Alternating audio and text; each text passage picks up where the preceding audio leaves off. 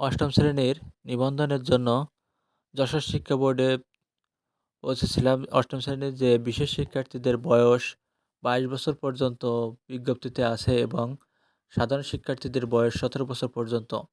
কিন্তু অনলাইন ম্যানেজমেন্টে, স্টুডেন্ট ম্যানেজমেন্টে কিন্তু বয়স ১৭ বছরের ঊর্ধ্বের বয়স কিন্তু সফটওয়্যারে সাবমিট হয় না। সে কারণে বিশেষ শিক্ষার্থীদের বয়সের ক্ষেত্রে অ্যা যে সমস্যাটা দেখা দিয়েছিল সেই সমস্যার জন্য কিন্তু যশোর শিক্ষা বোর্ডে পৌঁছেছিলাম।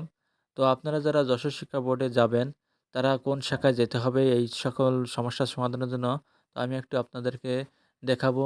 আমি যশোর শিক্ষা বোর্ডে প্রবেশ করলাম। প্রবেশ করে ডাইন হাতে কিন্তু যশোর শিক্ষা বোর্ড এখানে কিন্তু লেখা আছে। ডাইন হাতে যে বিল্ডিংটা আছে, এই বিল্ডিংটা মেইন অফিস শিক্ষা বোর্ডের।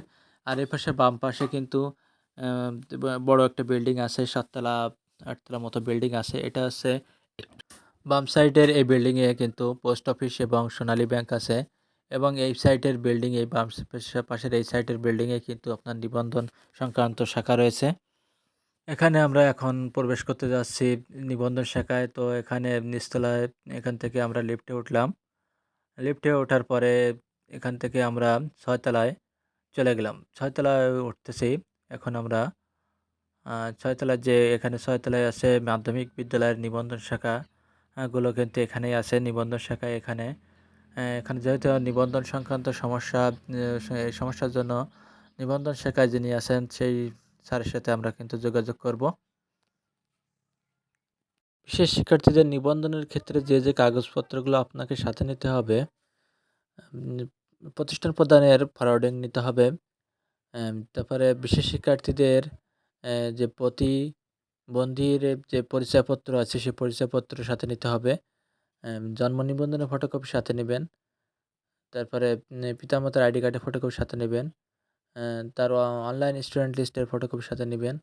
তার হাজিরা খাতার নামের অ্যা যে লিস্ট আছে, সেই লিস্টের ফটোকপি সঙ্গে নিতে হবে। এই সকল কপি সঙ্গে নিয়ে এবং সোনালী সেবার প্রিন্ট কপি নিতে হবে। সোনালী সেবার প্রিন্ট কপি এই সকল কাগজপত্র একসাথে নিয়ে নিবন্ধন শাখায় যিনি আছেন তার কাছে কিন্তু ফাইলটা জমা দিতে হবে এবং তিনি কিন্তু তারপরে যে প্রোগ্রামার স্যারের সাথে আলাপ করে তেনারা কিন্তু এই সমস্যার সমাধান করবেন।